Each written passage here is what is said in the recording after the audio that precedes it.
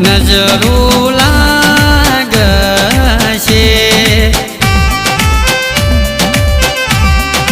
એ